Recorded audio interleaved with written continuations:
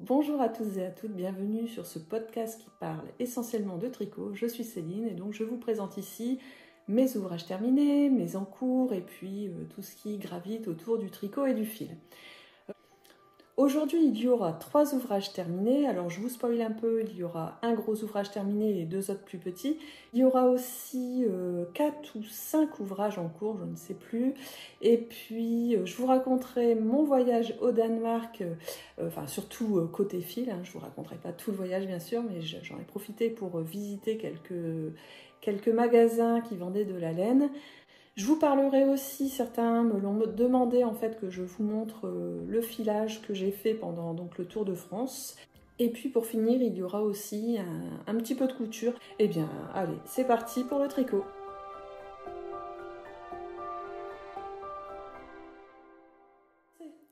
Je vais commencer par ce que je porte. Alors pour tout vous dire, j'avais prévu de porter un top. Mais je vous ai fait le coup la dernière fois. J'avais porté la dernière fois le top Cadaqués. Et en fait, je me suis rendu compte qu'à l'image, mon bronzage était affreux. En fait, j'ai toujours tendance à porter, que ce soit en tricot ou pas, des choses avec un col qui ressemble à ça et avec une petite manche comme ça. Et en top d'été sans manche, ça faisait affreux. Et là, j'allais vous remettre un top et quand j'ai vu mon reflet... Le reflet de mes épaules dans la glace, je me suis dit c'est pas possible, je peux pas vous refaire le coup. Donc j'ai vite enfilé le top qui m'a suivi pendant ces vacances, c'est le top Jinchi de Margonnet que j'adore. Comme je vous dis, c'est tout à fait ce que je porte, donc je le porte pas mal. Un col en V, alors il aurait pu être plus décolleté, mais voilà, c'est très bien. Et puis cette petite manche qui est pratique et il se caractérise surtout par ses épaules avec des petits trous. Voilà.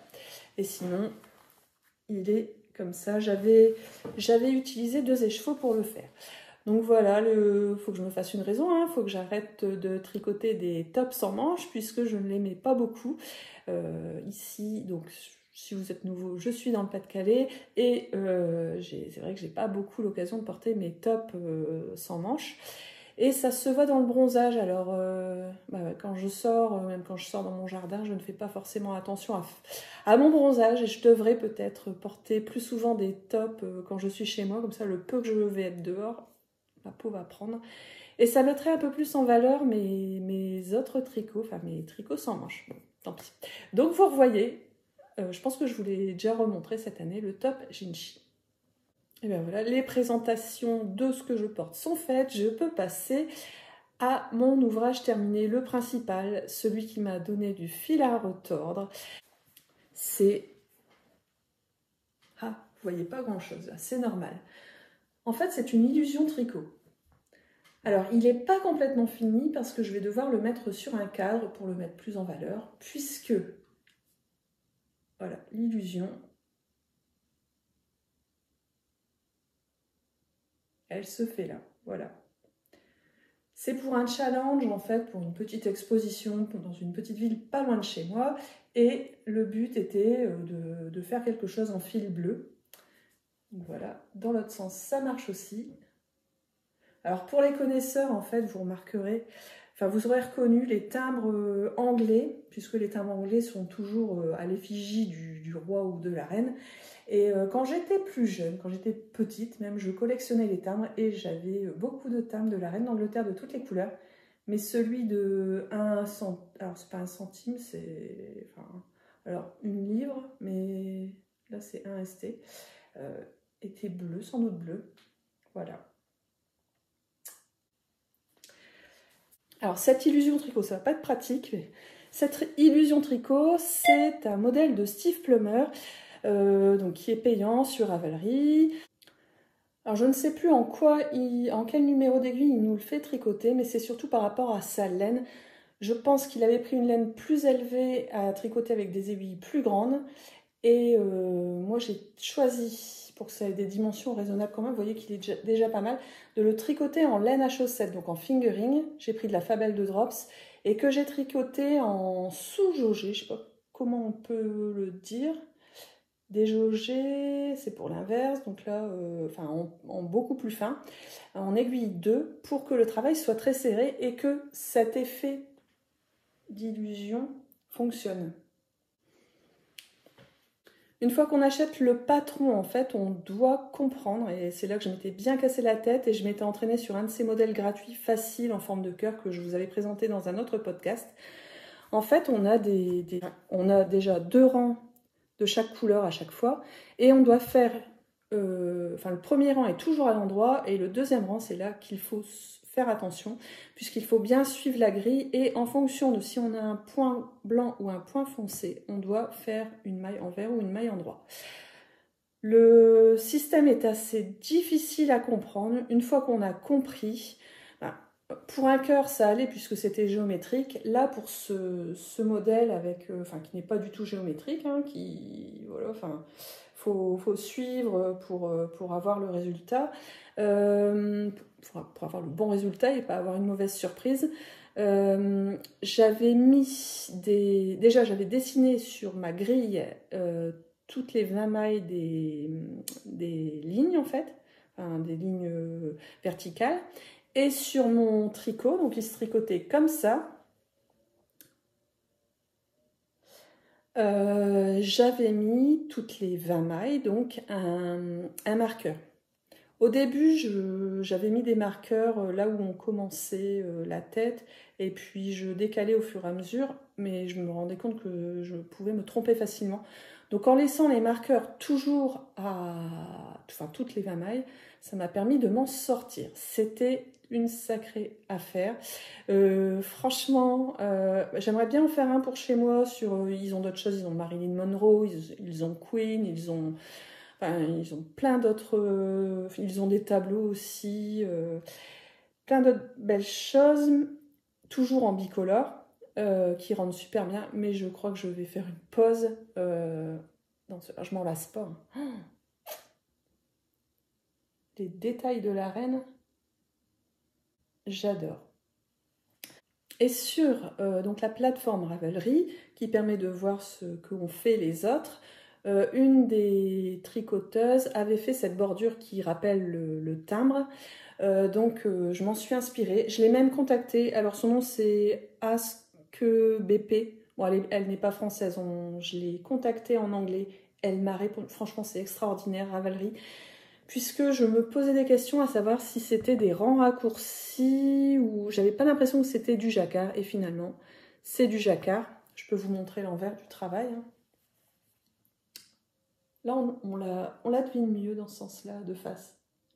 La reine. Mais donc, c'est du jacquard. La tricoteuse m'a répondu rapidement que c'était effectivement du jacquard.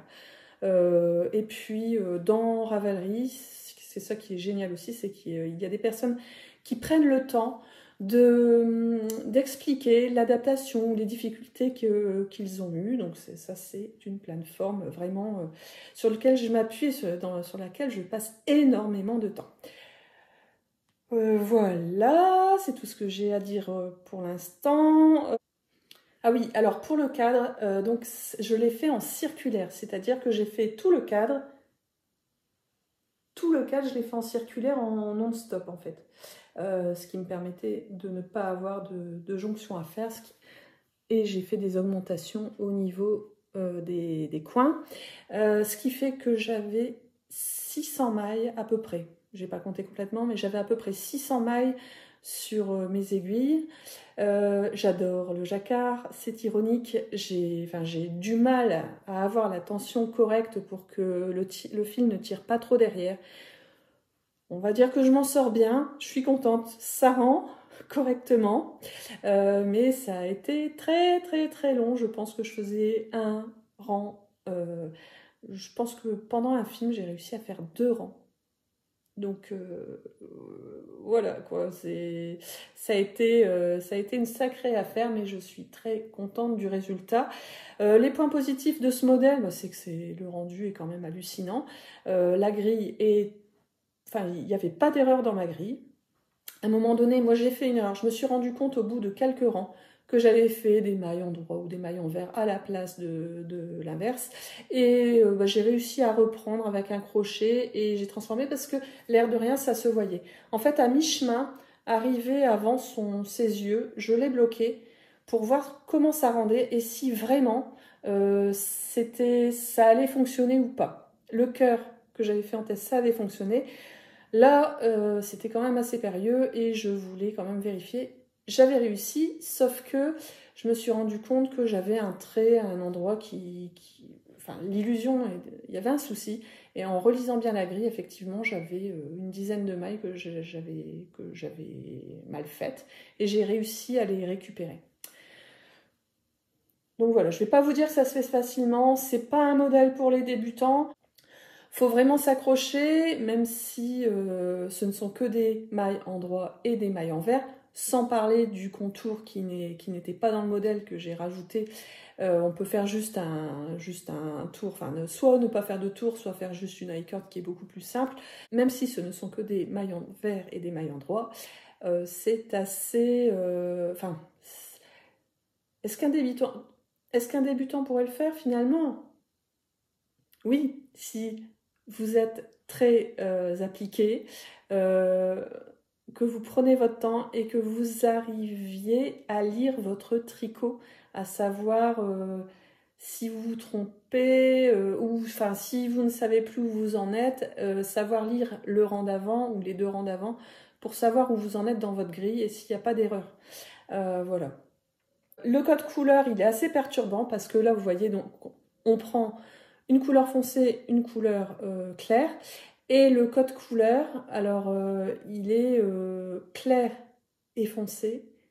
Que ce soit, enfin, on a deux types de gris foncé et du blanc pour les deux couleurs. Et donc, c'est assez perturbant pour la couleur, alors je ne sais plus si c'est pour la couleur foncée ou la couleur claire, mais c'est le même code couleur pour les deux couleurs. Alors qu'ici aussi, on a du foncé, du clair, enfin bref, tout se mélange. Voilà, il faut s'accrocher et bien essayer de comprendre. Ne pas se lancer dans ça, je vous conseille. Sans avoir testé un modèle facile. Il y a un modèle de cœur, il y a d'autres modèles aussi qui sont gratuits. Celui-là, il est un peu plus dur à faire, je pense. Voilà. C'est tout ce que j'ai à dire. Donc ce modèle, donc je vais lui faire un cadre. J'ai mesuré, je vais aller chercher le bois nécessaire pour faire le cadre et j'espère pouvoir le faire tenir et pouvoir l'amener pour l'expo. Attends, j'aurai fini finalement tout juste parce qu'il faut que je rende ma copie fin août. Je prends justement mon portable et Ravelry pour savoir, parce que mon compte Ravelry est parfaitement rempli, enfin parfaitement, je suis à jour. Donc j'ai utilisé deux pelotes alors duquel? Du bleu foncé, deux pelotes quasiment pile, et puis donc 400 mètres de bleu foncé en Fabel de Drops et 338 mètres, donc un peu moins de deux pelotes pour le coloris clair. Deuxième ouvrage terminé, donc beaucoup plus petit, mais on reste sur de la laine fingering. Il s'agit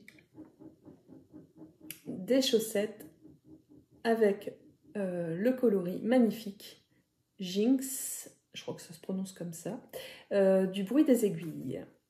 Alors c'était la première fois que je testais la laine du bruit des aiguilles. Merci Caroline. En fait, Caroline au Ch'ti Bazar, donc je l'avais emmenée en voiture et on a pris l'habitude. Alors peut-être qu'il ne faut pas que ça devienne une habitude non plus parce que on va avoir trop de laine. Mais on s'est partagé un écheveau. Enfin, elle a payé et comme je l'avais pris la voiture, elle m'a passé la moitié de l'écheveau. Du coloris Jinx, du bruit des aiguilles. Wow, c'est magnifique. Et puis, donc c'était un écheveau de 100 grammes. Alors, on n'avait pas pris le contrastant, mais vous voyez que les contrastants que j'ai utilisés, ben, ça passe. Donc, pour le vert, je n'ai plus l'étiquette puisque j'ai passé... Alors, moi, je me suis gardé 20 grammes. En fait, je suis allée à ma mercerie, la mercerie Hollande à Arras, avec mon petit peloton.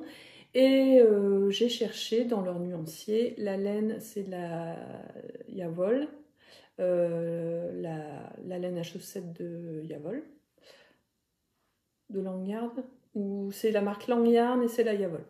Voilà, c'est ça. Et c'était ce coloris-là qui allait parfaitement. Alors je ne sais plus quel numéro, mais ça matchait parfaitement. Donc Caroline, je lui ai laissé une grosse partie, enfin je crois que j'avais gardé que 17 ou 20 grammes, peut-être 20 grammes quand même, parce qu'elle comptait faire la pointe, le talon et peut-être la tige en vert. Moi, j'en avais besoin de moins puisque je savais, enfin, en cherchant une couleur qui allait avec, moi, dans mon stock, j'avais de la Fabel,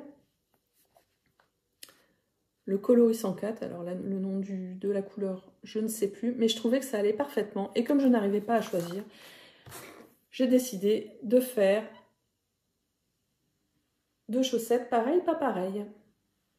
Voilà, je n'ai qu'un bloqueur, hein, donc voilà. Et puis comme je les ai fait sécher comme ça, on a le petit pli ici, mais voilà. L'intérêt dans cette chaussette, c'était vraiment la laine. C'était la première fois que je tricotais de la comment il l'appelle? Juste la fingering. En 25% nylon. Là, elles sont juste bloquées à l'eau claire. Je n'ai pas mis de savon.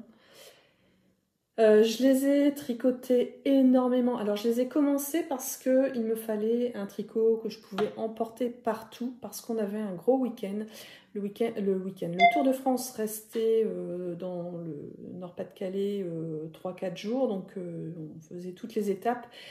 Et pour attendre, il me fallait un tricot. Donc j'ai tricoté la première chaussette quasiment entièrement sur le Tour de France. Et puis l'autre chaussette, ça a été, pendant mes vacances, ça a été la chaussette, enfin le tricot que je prenais dans mon sac pour aller me promener. Alors on marchait énormément, donc il ne fallait pas non plus trop charger. Donc j'allais pas prendre un autre tricot qu'une paire de chaussettes. Mes chaussettes, en général, je les tricote de la pointe vers la tige. Moi, pour mon 38, je fais 60 mailles. J'ai essayé moins, mais c'est trop serrant. C'est un talon à rang raccourci à l'allemande. Voilà, et je fais un rabat. Alors, je fais un rabat comment? Est-ce que je l'ai noté? Oui, le rabat Jenny Binding Surprising Bind Off en aiguille 2,75. Alors, 2,75, je pense que j'ai utilisé 2,75 pour les deux, mais j'ai l'impression que le vert est un peu plus serré. Bon, ça passe. Je vais vous les montrer portées. La première, qui est bien fitée, hein. Comme ça glissera pas. Ça, c'est cool. J'ai tendance à parfois les faire un peu trop grandes. Et la deuxième. Voilà, cette superbe paire de chaussettes, comme si j'avais besoin de paires de chaussettes. Oui, mais je n'avais pas cette magnifique paire de chaussettes aux couleurs. J'avais pas de fluo jaune, de vert et de violet ensemble. Enfin, c'est violet prune. Merci beaucoup Caroline. Sache qu'il me reste donc du vert si tu as besoin, si tu veux les augmenter, enfin les faire plus hautes, les chaînes. Et il me reste aussi, alors parce que j'ai voulu, ouais, ça c'est donc une laine autorayante et je me suis débrouillée pour la deuxième. En fait j'ai arrêté la première c'était celle-ci avec la tige verte. Dès que j'ai vu la couleur, j'avais pesé à peu près mon écheveau. Et une fois que je suis arrivée, quand il me restait à peu près 55 grammes, je me suis dit, dès que je tombe sur du fluo, j'arrête et je commence la suivante. Et je vous assure que j'avais 55 grammes. Alors, Caroline avait fait attention normalement en pesant. Alors peut-être qu'elle s'est lésée un petit peu. En tout cas, il me reste quand même tout ça. Je ne sais plus combien de grammes il me reste, mais est-ce que je l'ai noté? Je ne l'ai pas noté. Je pense qu'il me reste quand même 2 répétitions de fluo, etc. et 2 répétitions de couleurs. Mais ça aurait été peut-être un peu juste. Moi, la hauteur, de toute façon, elle me va. Donc, Caroline, sache que si tu as besoin, il me reste du fil. Et sinon, c'est pas grave. J'ai d'autres projets à faire avec des restes. Avec cette belle laine, je vais forcément trouver quelque chose. Par contre, le projet suivant que je vous montre, qui est encore un projet avec de la fingering, mais qui n'est pas un projet de chaussettes, je ne la ferai pas avec ce type de chaussettes, enfin de fil autorayant, parce que les rayures seraient beaucoup trop hautes. Et je suis même pas sûre qu'on verrait toutes les couleurs dans le projet. Ouais, vu la hauteur. C'est un tout petit projet, j'en ai déjà fait.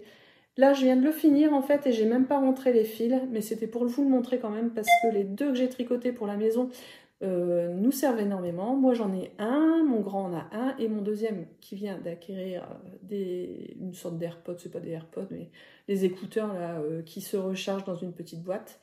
Voilà. Il a choisi dans ma boîte à reste de fil à chaussettes. Alors je pense que c'est pas du fil à chaussettes, ça. En fait, ça doit être du fil que j'avais acheté quand les garçons étaient bébés. Du fil pour faire des vêtements de bébé. Ça doit être du fil Bergère de France. Donc c'est même pas du fil à chaussettes. Bon, ça pourrait servir pour des chaussettes. Mais le pourcentage d'acrylique doit être un peu plus élevé. Bref, il voulait une couleur très claire pour que ça se voit bien au fond de son sac. Et j'avais beaucoup de foncé, c'est vrai. Il voulait ce bleu-là. Mais comme c'est une laine, voilà, c'est une laine Bergère de France. Enfin, c'est pas une laine, ça toute seule. Bon, oui, à tricoter. Je me suis dit, c'est dommage quand même. Je te ferai pas des rayures à la façon d'une marinière. Donc il m'a dit, ok. Voilà, donc j'ai pas encore enlevé les fils puisque je l'ai terminé juste avant de tourner ce podcast.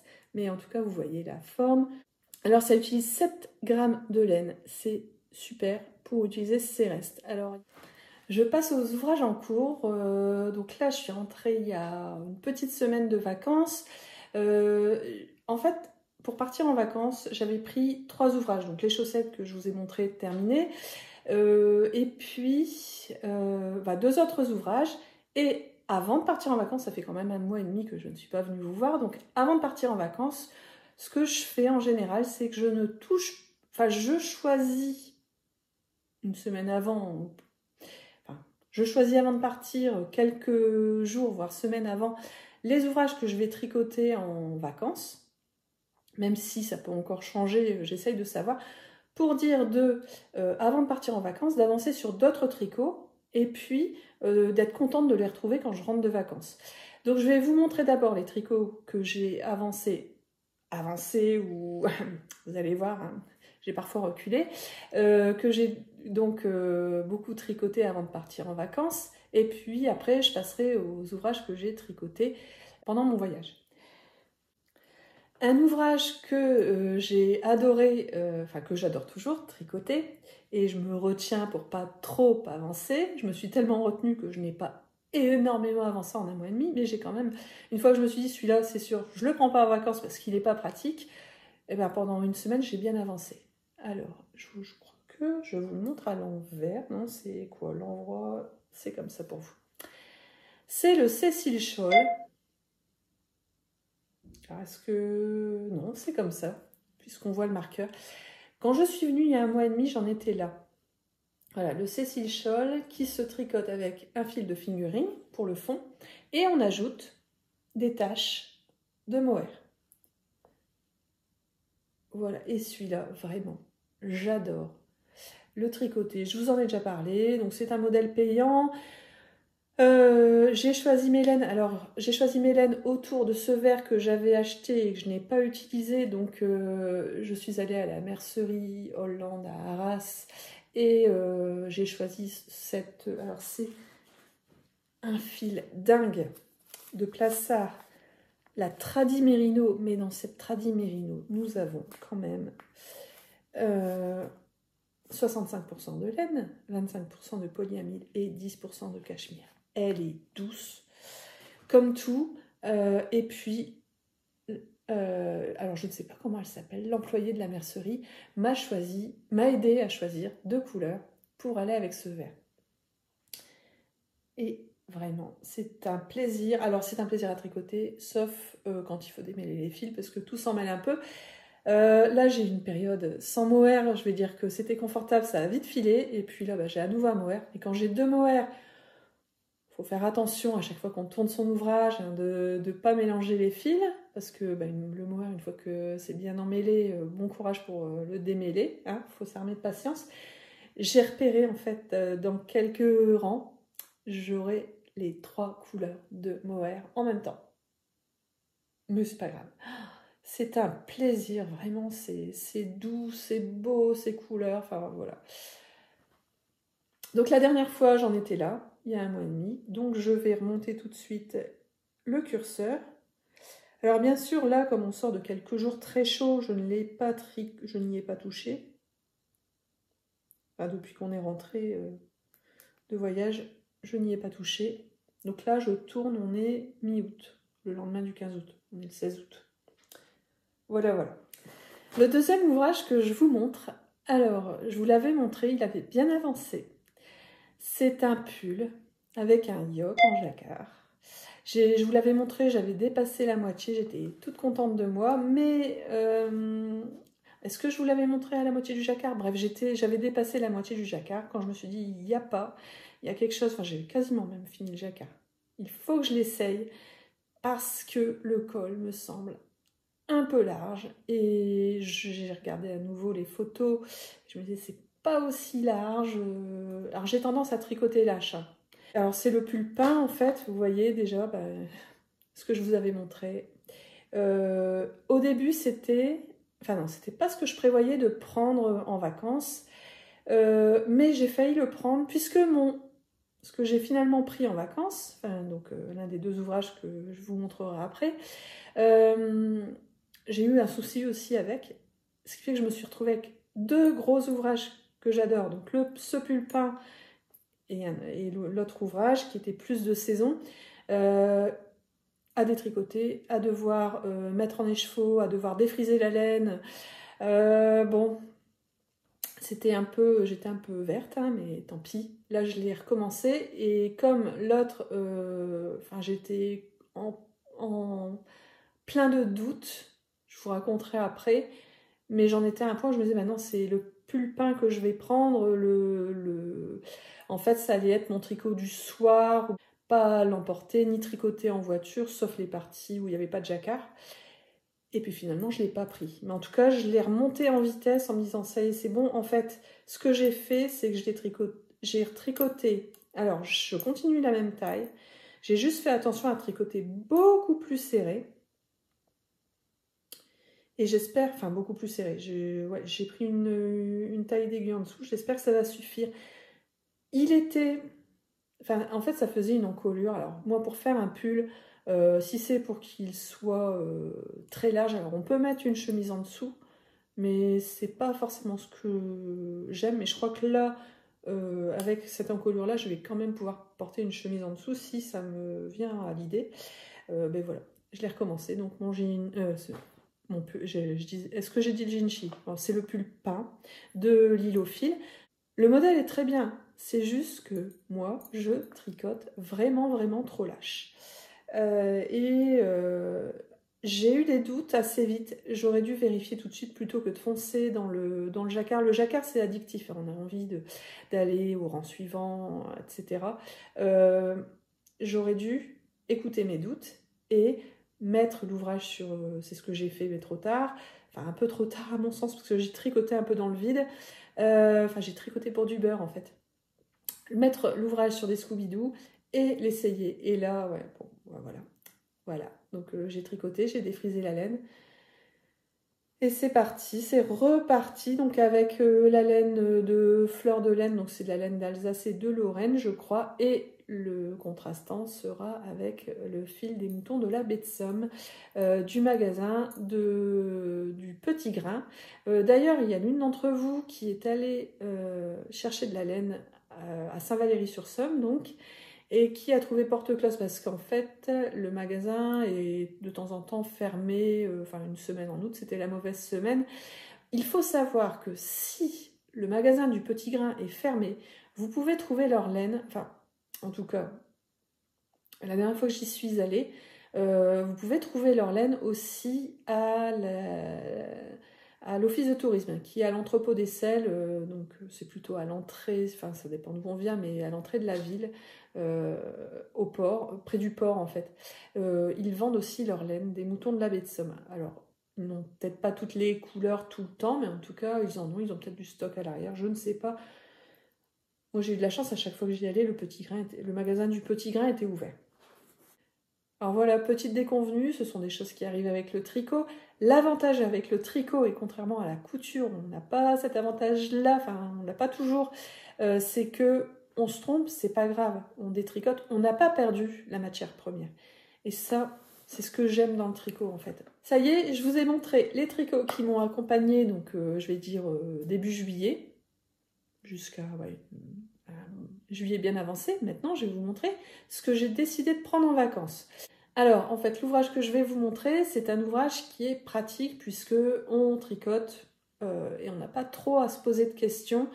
Et c'est un ouvrage bien pratique. C'est l'ouvrage que j'avais réservé pour les jours de voiture. En fait, on avait beaucoup de transport. Enfin, on avait 2 jours de route pour arriver sur notre lieu de vacances, voire 2 jours et demi sur le retour puisqu'on a fait une étape dans le pays. Ce qui fait que je savais que j'allais avoir beaucoup de temps de route. Alors, je conduis aussi, mais quand mon mari conduit, si la route se passe bien, je tricote beaucoup. Quand la route est plus complexe, et ça a été le cas en fait à l'aller, on avait des seaux d'eau qui nous tombaient dessus sur des autoroutes étrangères, donc la route s'est très bien passée. Les gens conduisaient très bien autour de nous, c'était super. Seulement, fallait rester très très attentif, et donc j'ai beaucoup moins tricoté que ce que je le pensais. Mais bon, c'est pas grave. Donc j'ai bien avancé sur la route. Le châle Alto Cumulus. Je vous l'ai déjà montré. Si vous m'avez croisé sur des salons, c'est ce que je tricotais. Enfin, je le tricote depuis un certain... Ouais, je l'avais commencé au Ch'ti Bazar d'automne. Puis je l'ai mis de côté quelques temps. En fait, c'est vraiment quand je sais que j'ai rien d'autre à tricoter, j'avance là-dessus. J'ai pas d'échéance, celui-là, il est pour moi. C'est donc l'Alto Cumulus, qui est un châle en triangle asymétrique et voilà, qui est super facile. C'est une alternance d'un fil fingering en mérinos et d'un mohair qui utilise un écheveau de mohair et un écheveau de mérinos en fingering. J'ai pris donc le mérinos de Pascal d'un atelier dans la cour qui a créé le modèle, et comme contrastant j'avais un vert, voilà. Donc ma foi, il a bien avancé. On doit s'arrêter quand on aura fini le mérinos. Je pense qu'il doit me rester à peu près, ouais, pas beaucoup, 20-25 grammes. Je les mets dans ces chaussettes à cake. Alors là, c'est la chaussette à cake de Woolbags, qui permet que ça fasse pas trop de nœuds, parce que vous voyez que là, mon cake, il est parti en live. On s'arrête donc quand le mérinos est terminé, parce qu'on a toujours un peu plus de longueur en mohair. Voilà. Vous voyez que la chaussette à cake permet au mohair de se tenir. Et le dernier ouvrage, alors je ne vous l'avais pas présenté, je vous ai présenté le fil quand je l'avais acheté. Alors je l'ai acheté quand? Je l'ai acheté au Laine en Or, ou Laines en Or, je ne sais plus s'ils mettent un S à Laine. C'était du fil que je voulais tester. Et d'ailleurs, quand je vous l'avais montré, je vous avais expliqué que ça me faisait penser à une histoire, à un conte que j'avais sans doute lu étant petite, mais je ne me souvenais pas. Et il y en a 3 d'entre vous, donc il y a Caroline, il y a Tati Lily et il y a Aldé What to Choose, pardon, qui m'avait expliqué. Donc c'est un fil ortie, c'est le fil jardin des aiguilles du hérisson. Donc, 34% algues, 33% ortie et 33% chanvre. Moi, ce qui m'intéressait, c'était qu'il y avait de l'ortie dedans. Donc, ce fil, je vais peut-être vous le montrer là. Est-ce qu'on le voit?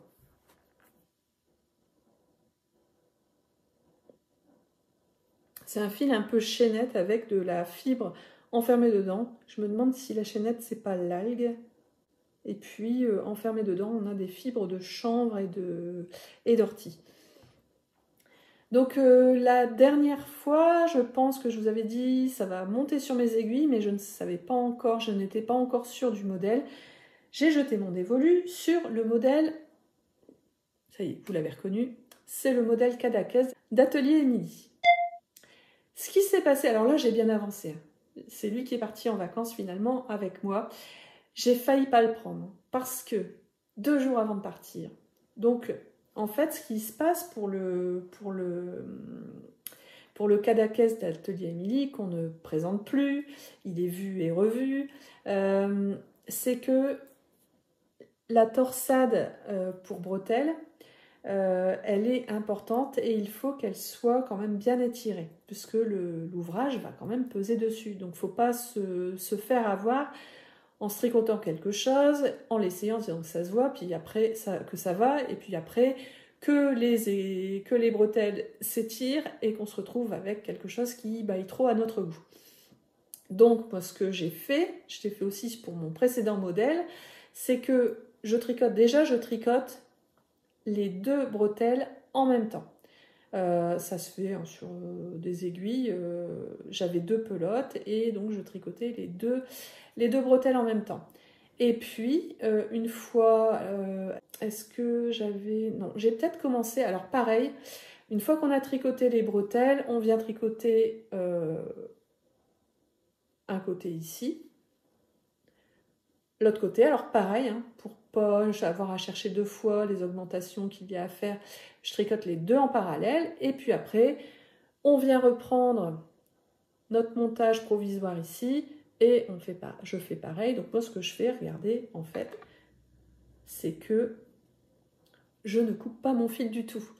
Et qu'est-ce que j'ai bien fait, puisque une fois que j'avais tricoté, j'avais même commencé à tricoter en dessous, mais je me disais, il y a quelque chose qui ne va pas. C'est pas comme d'habitude, pourtant j'avais bien tiré quand même sur la torsade. Je trouvais que c'était trop court. Enfin, alors mon précédent Cadaqués, ce qui s'était passé, c'est que je l'avais tricoté avec une laine, enfin un fil de tencel qui n'était pas du tout de la bonne taille. Donc j'avais dû adapter. Et là, donc j'ai changé de taille.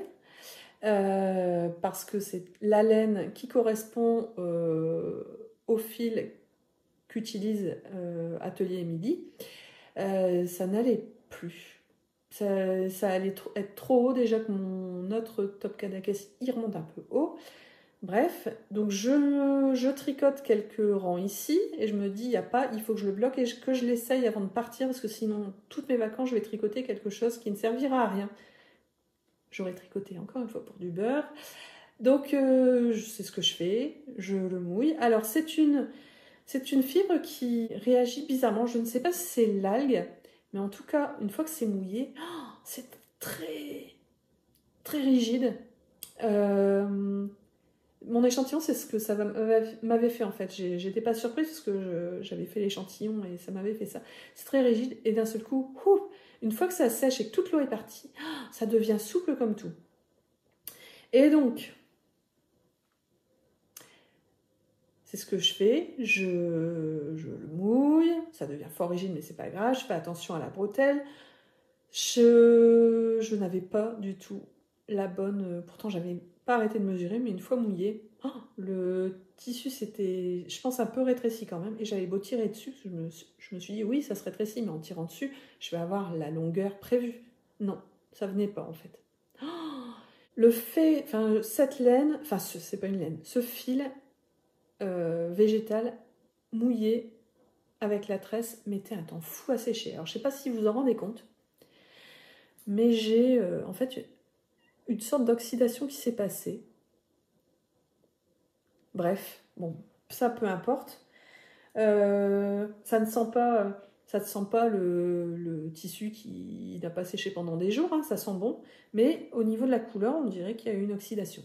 Ça, c'est pas grave.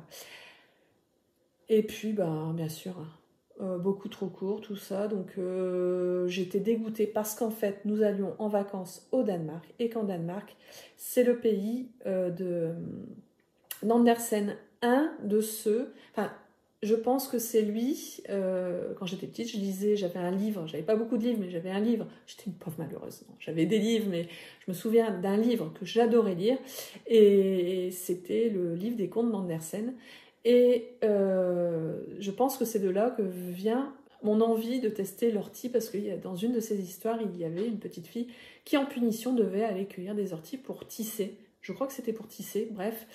Et donc nous allions au Danemark, au pays d'Andersen.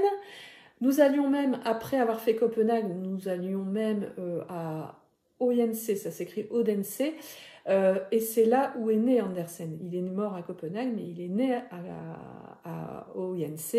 Et il y a un musée, alors on n'a pas fait le musée, mais on a toute la ville tourne autour, il y a quand même pas mal de choses autour d'Andersen.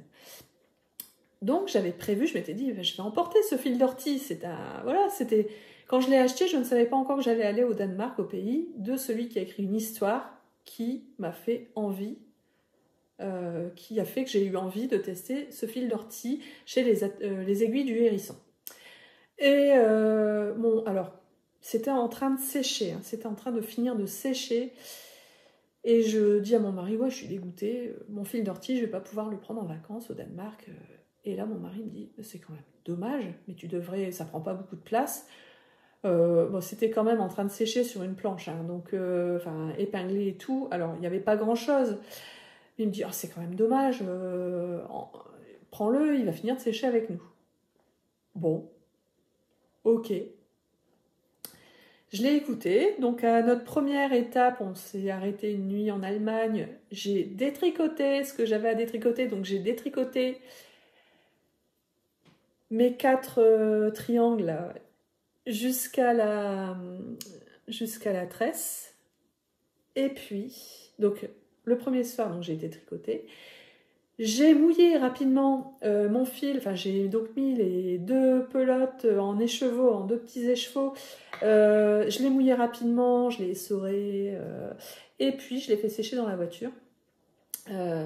J'ai même pris des photos, on embarque sur le ferry pour passer de l'Allemagne au Danemark, et il y avait mes écheveaux qui séchaient dans la voiture. Les gens dans le ferry qui ont dû passer près de ma voiture ont dû se dire, mais c'est quoi ces choses là sur le tableau de bord? Bref, donc mes écheveaux ont séché dans la voiture, sur la deuxième partie de la route, et puis une fois que ça a bien séché, j'ai pu reprendre le travail. Donc j'ai refait une ou 2 étapes de la tresse, de la torsade, et puis c'était reparti. C'était mon tricot où il fallait que je réfléchisse. Le soir à Copenhague, je tricotais donc le top Cadaqués.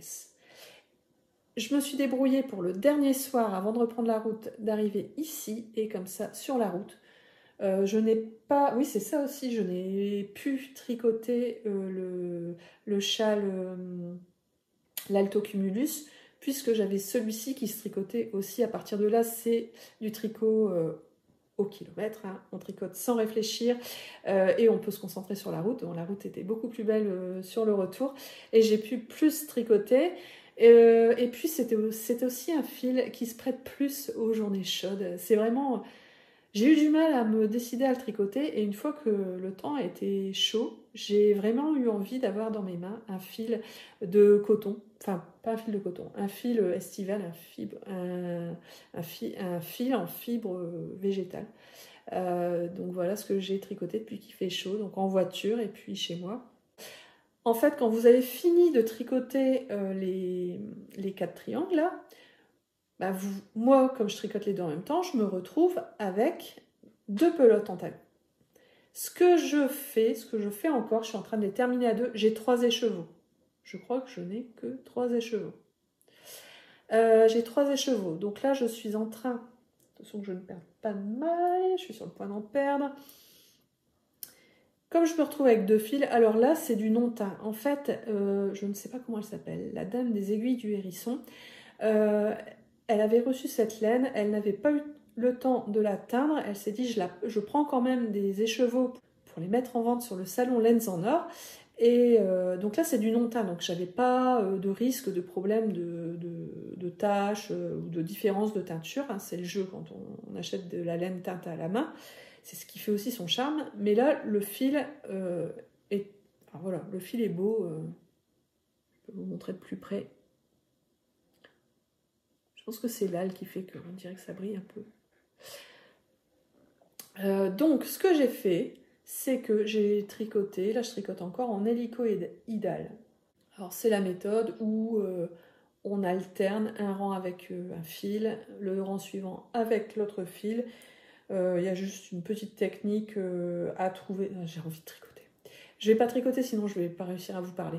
Et puis on passe 3 mailles, on passe au fil suivant. Enfin voilà, c'est une petite technique, vous tapez méthode hélicoïdale et ça permet d'alterner les écheveaux. Là, c'était juste pour me permettre de finir mes 2 écheveaux sans avoir à couper la laine. Ça me fait 2 fils à rentrer en moins. Je vais continuer sur mon voyage, je vais chercher ce que j'ai acheté. Donc nous sommes allés en famille à Copenhague, donc on passait 3-4 jours à Copenhague, on allait une journée en Suède, et puis après on revenait à travers le Danemark. Et j'avais vu beaucoup de podcasts de personnes qui racontaient qu'elles avaient fait du shopping laine à Copenhague. Donc je les avais regardés, j'avais repéré un peu les boutiques intéressantes. Et puis je me suis dit, il y en a tellement que c'est un voyage familial. Je ne vais pas faire prendre le métro ou le bus exprès pour aller à une boutique s'il n'y a rien autour à voir. Et je me suis dit, bon, il y a plein de choses à voir. Seulement, c'était en gros le voyage un peu préparé par mon mari. Donc les choses qu'on allait visiter, je ne les choisissais pas forcément. Mais je m'étais dit, il y a tellement de boutiques, je vais tomber sur des boutiques. Premier jour, je suis tombée sur aucune boutique. À chaque fois que je prenais mon portable et que je tapais dans Google et tout, c'était toujours à plus d'1 kilomètre. Ça faisait un peu long pour dire de laisser mon mari, mes enfants faire un aller-retour et revenir, où il aurait fallu que je les laisse dans une visite. Mais moi, j'avais envie de voir aussi ce qu'ils visitaient et que j'allais. Mais voilà. Donc c'était un voyage quand même familial et je ne pouvais pas les laisser si longtemps. Voilà, donc première journée bredouille en laine. Et puis, surtout, je voulais voir les boutiques aussi en vrai. J'avais pas forcément prévu d'acheter. Surtout que Copenhague, c'est réputé quand même pour être une ville assez chère. Je m'étais dit, bon, allez, je vais aller voir les boutiques. J'achèterai pas forcément. Mais le jour où on ira en Suède, à Malmö, là, il y aura peut-être des boutiques où ce sera un peu moins cher normalement. Et puis, quand on reviendra à travers le Danemark, ça sera peut-être un peu moins cher aussi en revenant à travers le Danemark, puisqu'on ne sera pas dans la capitale. Donc, premier jour, pas de boutique. Deuxième jour, j'ai réussi à aller dans une boutique qui était à 400-500 mètres de où on mangeait. Il y a une ligne 2, je me suis dépêchée de manger, j'ai dit à mon mari, termine de manger, moi je fais un aller-retour.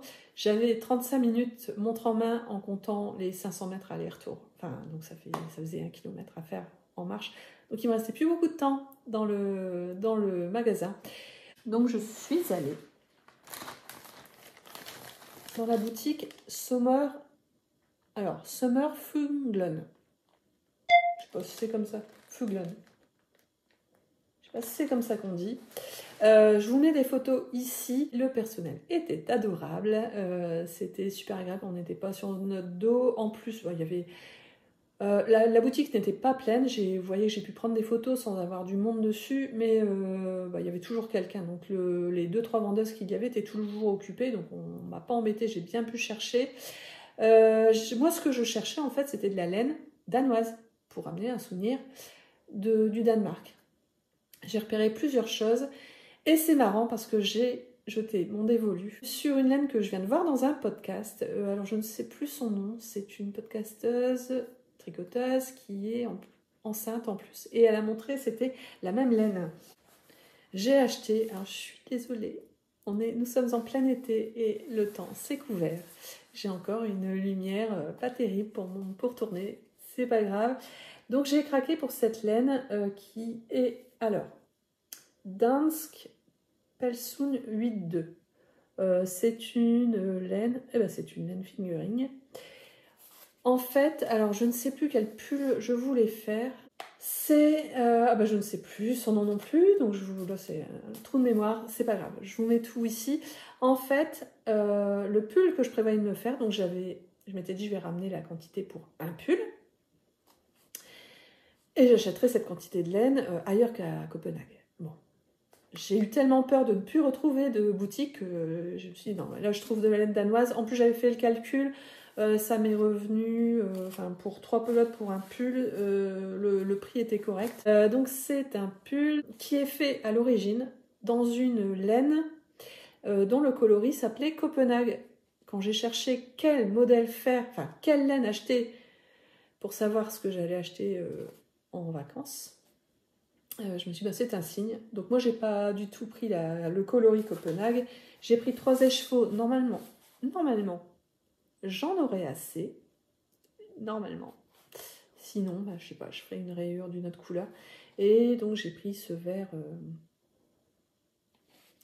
bien pétant.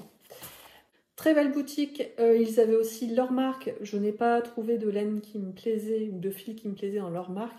Mais leur sigle est super joli. Voilà, c'est une boutique que je vous conseille. Ensuite, le lendemain, je suis allée... Alors, on n'était pas trop loin. Alors, je ne sais plus comment j'ai largué hommes et enfants.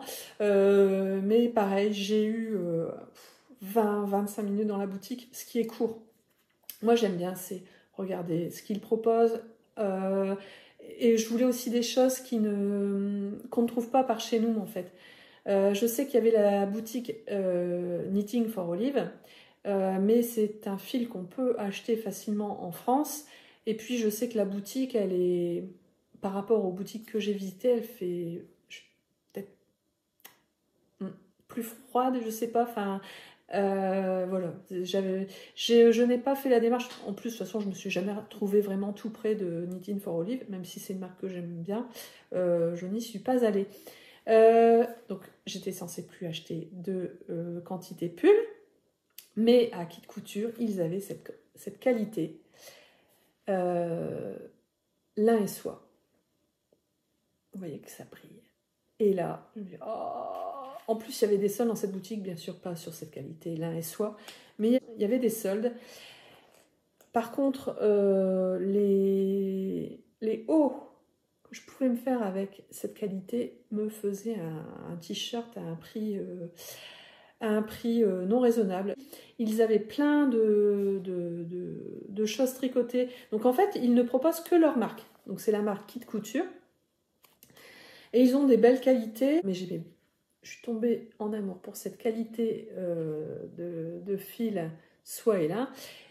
Et dans leurs échantillons qu'ils montraient, ils avaient mêlé cette qualité aussi avec un fil mérinos tout simple. Donc j'ai acheté de quoi me faire au moins un t-shirt. Ça, je dois en avoir 4 et puis ça 3 ou 4. Enfin, j'ai la même quantité. Voilà, pour associer les deux. Donc un mérinos, en fait, c'est un fil à chaussettes, mais il était en promo. Donc voilà. Bon, je me suis fait plaisir sur cette qualité-là. Voilà. Donc pareil, le personnel très très très sympa.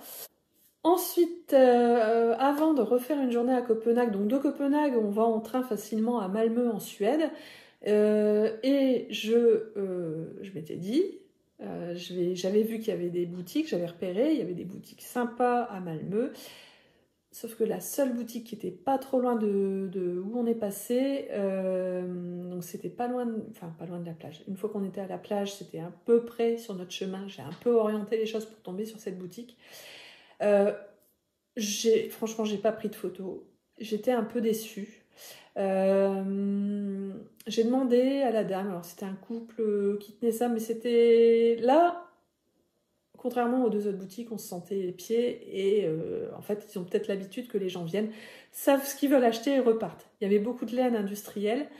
J'ai demandé est-ce qu'ils avaient de la laine danoise. Elle m'a montré quelques écheveaux, mais c'était alors déjà, enfin bon, on ne savait pas trop si vraiment l'origine était danoise. Et en plus, les prix n'étaient pas clairs du tout. Enfin, je trouvais pas les étiquettes de prix. Donc j'ai pas pris et j'ai pas demandé à prendre de photos. Par contre, si vous allez à Malmö si vous allez à Copenhague, sachez donc c'est facile d'aller à Malmö en Suède et il y a alors elle était notée sur Google, mais elle n'ouvrait qu'un mois après quand j'y étais. Il va y avoir une super boutique qui va ouvrir juste à côté de la gare où on arrive quand on arrive de Copenhague. En fait, il y a 30 minutes de train, mais écoutez, 30 minutes de train, c'est peut-être même pas 30 minutes de train. On y est très très vite en fait. Il n'y a que le pont, le fameux pont-tunnel entre le Danemark et la Suède. Et puis on arrive donc à Malmö en Suède, la troisième plus grosse ville de Suède. Et il y a une super boutique qui va ouvrir juste à la sortie de la gare. Ouais, elle n'était pas ouverte. Bref. Donc dans cette boutique, je sais même plus son nom, j'ai quand même acheté donc une laine alors suédoise, mais pas filée. Je pense pas qu'elle soit filée du tout en Suède. Donc j'ai pris cette grosse laine à chaussettes. Voilà, encore du vert. Je me suis dit, bon, je prends du vert, ça pourra servir à un de mes garçons. Donc c'est une laine avec du poly, bon, made in Turquie de toute façon. C'est quand même une marque suédoise que je ne connaissais pas. Après, sincèrement, c'est peut-être l'équivalent de ce qu'on peut trouver à quel magasin, pas Centracor, si Centracor aussi. Enfin voilà, une laine industrielle, c'est peut-être même les mêmes filatures qui filent ce qu'on trouve dans nos magasins un peu discount. Mais bon, voilà, j'ai un souvenir de Suède, j'ai quand même de la laine que j'ai ramenée de Suède. Et pour terminer ce voyage, ce récit de voyage autour du fil, donc à Odense, plus à Copenhague, il y avait aussi des boutiques. Pareil, on tombait pas trop dessus, j'ai un peu orienté pour qu'on tombe dessus, bon, ça nous a été l'occasion de voir des choses intéressantes aussi. En fait, je suis tombée sur un magasin que j'aurais voulu voir à Copenhague. Il s'agit de Tante Grønne. Et là, pareil, les vendeuses, super sympa. Par contre, j'avais acheté assez de laine. Et puis, franchement, c'était les mêmes prix que à Copenhague. Hein. Donc, en plus, là, c'est une chaîne. Tante Grønne, ils ont leur laine. Donc, les vendeuses, super sympa. J'ai quand même acheté. Ils avaient leur marque. Donc, Tante Grønne, Made in EU. Mais fait en Europe. Donc, pas fait au Danemark. Mais en tout cas, je pense que c'est une marque qu'on ne trouve pas en France. Après, c'est peut-être comme Fildar ou Bergère de France, mais ils avaient cette laine à chaussettes qui était assez sympa. Bon, j'ai encore pris du vert en me disant ça sera peut-être pour un de mes hommes à la maison. J'aurais dû me faire plaisir. J'ai pris en photo, pareil, je vous montre. Il y avait des laines, alors je sais pas si c'était à la main, mais en tout cas il y a des speckles. Il y avait des laines encore plus belles. Mais je me suis dit, bah non, j'en ai assez à la maison pour moi, je vais prendre pour les autres. Donc voilà, j'ai pris ce vert qui, au demeurant, est très joli. J'ai pris aussi des accessoires. Alors j'ai pris ces aiguilles à torsade, qui sont connues, hein, qu'on peut trouver en France, mais bon voilà, là je les avais sous le nez, j'avais pas de commande à passer. J'avoue que je galère avec les torsades. Je ne trouve pas, les aiguilles que j'avais en bois ne fonctionnaient pas avec la laine rustique et en fil végétal. Donc j'aurais bien aimé avoir ces aiguilles-là qui sont en plastique. J'ai pris aussi, comme j'adore le jacquard, ce petit système qui permet de faire passer des fils pour 3 couleurs de jacquard et éviter que les fils se mélangent. Donc, voilà, petit souvenir. Et puis, j'ai pris... ah bah tiens, là c'est écrit en... C'est pas écrit en danois. Handmade by me. C'est vrai que j'ai pas réfléchi. Et puis j'ai pris l'étiquette Made by Mormor. Je pense que c'est maman. Ou alors si c'est autre chose et si vous parlez danois, dites-le moi. J'aurais dû en prendre 2 quand même parce que j'ai 2 fils. Là je vais pouvoir faire plaisir qu'à un seul de mes garçons. C'est fini pour mon voyage. Je vous donne quelques nouvelles de mes cocons. Je vous mets une photo ici. Les jumelles sont nées. Elles pesaient pour des jumelles 3 kg 100 et 3 kg 400 pour des jumelles, c'est extra. Mais les cocons leur vont parfaitement. Les parents sont ravis et elles dorment tout le temps dedans. Donc là, ça fait 1 mois qu'elles sont nées. Les parents sont complètement ravis. Les petites dorment très bien. Alors, ils ne peuvent pas comparer parce que elles ont toujours dormi dans leur cocon, c'est Ambre et Esmé. Elles ont toujours dormi dans leur cocon, donc ils me disent elles dorment bien grâce au cocon. On ne sait pas en fait. Mais le papa me racontait que, même pour les siestes en fait, elles sont dans le cocon et que... là, donc la dernière fois que je l'ai vue, elles avaient 15 jours, il me disait on a essayé de les mettre un peu sur leur tapis d'éveil, juste voilà pour les changer de leur lit. Et il me disait, donc elles étaient sans le cocon et elles étaient peut-être contentes de retrouver le cocon. Enfin, elles cherchaient un peu et il disait que quand elles se réveillaient, c'était trop mignon. Voilà. Donc je suis trop contente que ces cocons fonctionnent pour ces parents-là. Si ça peut leur avoir donné quelques heures de sommeil, c'est voilà, c'est le gain que je cherchais à avoir en leur offrant ces cocons. Mais je reste persuadée que c'est un super cadeau de naissance si les parents ont envie de tester. Voilà.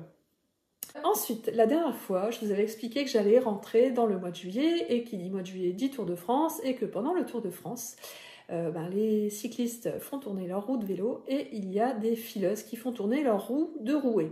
Moi, je n'ai pas de rouet. Par contre, je vais le chercher. C'est mon fuseau. Je ne vais pas filer devant vous, je vais vous insérer la vidéo où j'ai filé, parce que la dernière fois, l'une d'entre vous m'a dit « Ah, ce serait bien si tu nous mettais une vidéo de toi en train de filer. » Donc voilà, un de mes fils m'a filmé. Je ne sais pas si ça rend très bien, et je ne sais pas si vous voyez très bien, mais vous voyez en gros ici ce que ça donne. Alors moi j'embobine, mais j'embobine mal. Ça me fait pas une belle pelote. J'ai pas la bonne technique. Alors là, en fait, j'ai de la fibre bleue et jaune de mouton polonais à filer. J'avais commencé l'an passé. J'ai terminé, là, ce que vous voyez, je pense que c'est la première que je suis en train de filer, ou alors c'est le début de la deuxième, je ne sais plus. Vous voyez que ça me donne des pelotes. En fait, une fois que j'ai une pelote assez grosse, j'enlève ma tige ici, j'enlève les bouts de bois, et ça me donne une pelote. Puisque c'est un fuseau turc. J'aime bien filer avec le fuseau turc. J'ai d'autres fuseaux à donuts, enfin je ne sais pas si c'est comme ça qu'on dit, ça fait une sorte de tige avec un donut, mais on est obligé de rembobiner. Une fois qu'on a fini, on est obligé de rembobiner, ou alors il faut avoir plusieurs fuseaux pour pouvoir les garder sur le fuseau, puisque moi ce que j'aime bien, alors c'est possible de tricoter avec le fil, est-ce qu'on va bien le voir, avec le fil single, alors j'ai plus de lumière du tout, mais avec le fil single comme ça, est-ce qu'on va voir? Le fil me semble quand même un peu fin, enfin je sais pas, j'aurais peur qu'il se casse trop. Donc ce que je fais, c'est que je double et je refile. Alors quand on refile deux bobines qui ont déjà été filées, il faut filer dans l'autre sens. C'est-à-dire que j'inverse. Je tourne le fuseau avec, donc là je tourne le fuseau avec, je ne sais bien plus, je tourne le fuseau avec ma main gauche, et quand je rebobine, enfin quand je file une deuxième fois, je ne sais pas quel nom ça porte, je tourne le fuseau avec ma main droite, et ça fait une torsion qui est dans l'autre sens, sinon ça ne prend pas en fait. Voilà. Bon, il y a des tutos sur internet pour apprendre à filer.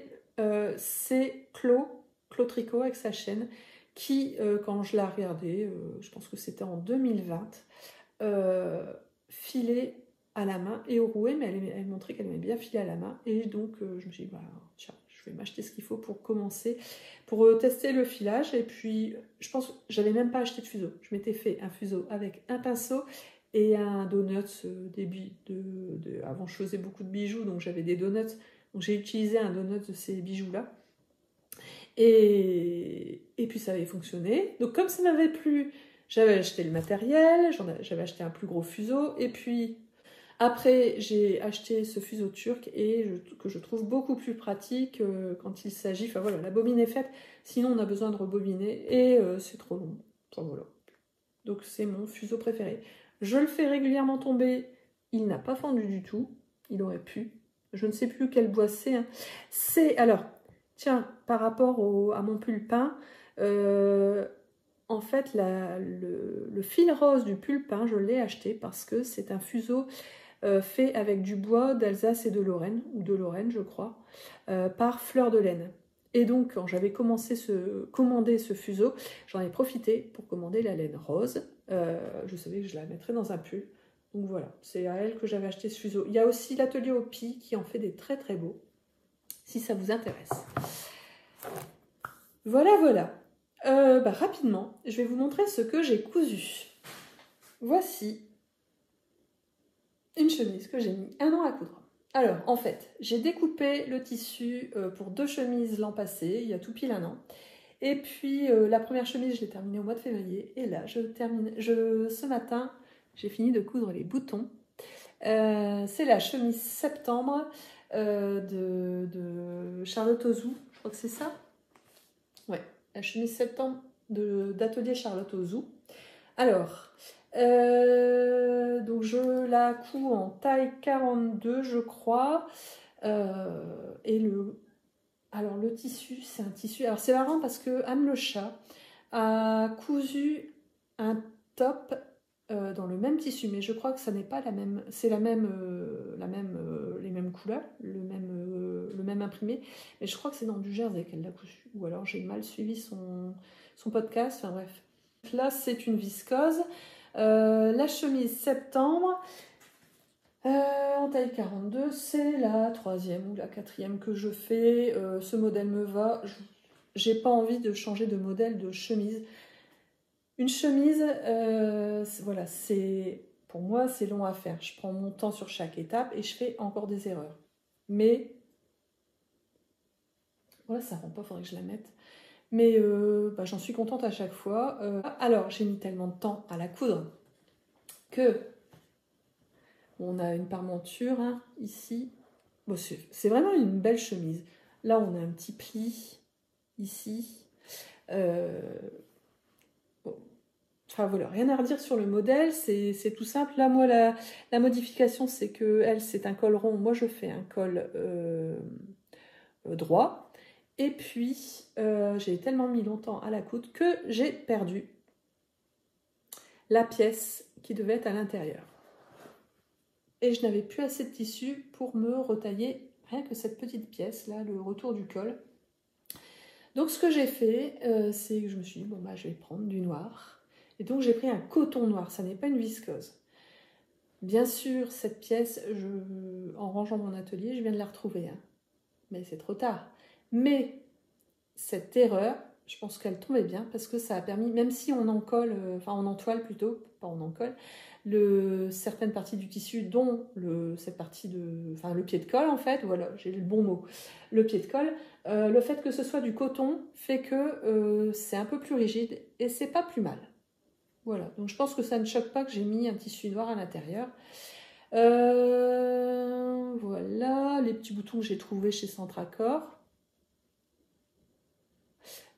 Par contre ici je triche, alors j'ai tellement de mal avec le pied de colle, j'ai toujours, ça va quand même mieux avec ma nouvelle machine, mais j'ai toujours du mal.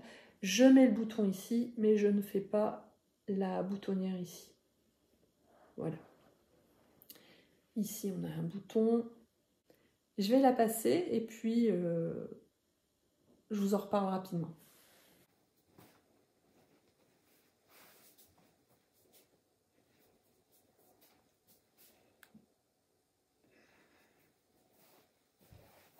À dire de plus, hein, c'est le modèle que je vous ai déjà montré plusieurs fois. Je tiens juste à vous dire, si vous voulez acheter ce livre est génial, ma garde-robe à coudre pour toute l'année. D'ailleurs, la couture suivante, elle est aussi prise de ce livre, et c'est avec Charlotte Ozou que j'ai appris à coudre. Alors, en fait, dans ce livre, dans cette version de livre, parce qu'elle l'a réédité depuis, donc je suis en taille 42 et je pense qu'il n'y a plus qu'une taille au-dessus de moi. Voilà, c'est assez limité au niveau du nombre de tailles. Par contre, donc, si vous voulez l'acheter, n'hésitez pas à acheter la nouvelle édition et pas à chercher sur Vinted cette version-là, puisque dans sa nouvelle version, elle a mis plus de taille. C'est quand même plus intéressant. Je vous montre mes petites erreurs. Allez, pour rire, déjà je vous ai montré l'histoire de ce col. Le col, je pense qu'il y a un moment donné, il va falloir quand même que je prenne un cours de couture, parce que les cols, j'ai toujours des soucis. Pourtant, j'ai bien pris mon temps. J'ai réussi à aligner, je ne sais pas si vous voyez, ah encore, ça dépasse un peu, à peu près aligner le pied de colle avec le bord de enfin je sais pas, du pan, du devant avec la boutonnière. J'étais très contente et je me suis rendu compte que ici mon col, ça se voit, hein. Alors il y a peut-être aussi un effet de couleur qui se voit, mais j'ai un bout de col qui est plus court que l'autre, donc voilà, bien ouvert, ça passera, ça se verra plus. voilà, ça se voit plus. En plus, l'avantage de coudre des ouvrages en couture avec des imprimés fait que s'il y a une erreur, alors peut-être que cet imprimé-là, on pourrait voir facilement les erreurs, mais voilà, c'est plus discret, ça équilibre. On a une surpiqûre, pareil, on a une surpiqûre derrière. La manche est surpiquée. Voilà, je suis très contente de ce tissu et du modèle. Alors, ça fait peut-être un peu quand même. Je pense que dans le noir, on va pouvoir me voir. Pas de souci. Mais bon, elle est gaie, cette chemise, je l'aime beaucoup. Dernier ouvrage en couture que je vous montre. Il s'agit, je vous avais montré le tissu la dernière fois, je l'avais acheté. C'est le cadeau de fête des mères pour ma maman, parce que en fait, pour sa fête des mères, je lui ai dit tu veux une paire de chaussettes ou tu veux un sweat? Et des paires de chaussettes, elle en a déjà 2 que je lui ai tricoté, donc et ensuite elle en avait qu'un. Donc je lui ai tricoté un deuxième sweat avec le tissu que j'ai eu au tissu des Ursules. Voilà, c'est le sweat Octobre du même livre de Charlotte Ozou. Donc là, c'est en taille 40 pour le 38 que fait ma maman. Je vais pas l'essayer parce qu'il va me serrer un petit peu. Moi, je le fais en taille 42 aussi. Mais voilà. Très joli tissu. J'ai mis une étiquette. Bien sûr, j'étais un peu vite pour la coudre. Elle est un peu de travers. Voilà, une surpiqûre. Je sais pas si on va la voir. J'ai réussi à surpiquer. Alors, sur les conseils de Coucoulus, si vous ne connaissez pas, elle est sur Instagram et sur YouTube. Elle avait dit que pour coudre des surpiqûres, il fallait un peu agrandir le point. Et c'est ce que j'ai fait. Et là, c'est passé nickel. Donc, j'ai eu aucun souci avec ce modèle. Surtout, enfin, j'ai tout cousu avec la surjeteuse. Ouais. Il n'y a que la surpiqûre que j'ai cousue avec la machine à coudre. Et pour la fête des pères, mon papa a aussi réclamé un sweat que je suis en train de lui coudre, mais il a fait tellement chaud et que mon atelier est mansardé, donc il faisait trop chaud, que je n'ai pas pu lui terminer. Mais c'est en bonne voie, donc voilà, mes parents vont être habillés. C'est sur cet ouvrage que je vais vous laisser. J'espère que vous passez un bel été créatif. Je vous souhaite plein de bons moments créatifs. N'hésitez pas à liker, à mettre un commentaire ou à venir me voir sur Ravelry et sur Instagram. Et puis je vous dis à bientôt.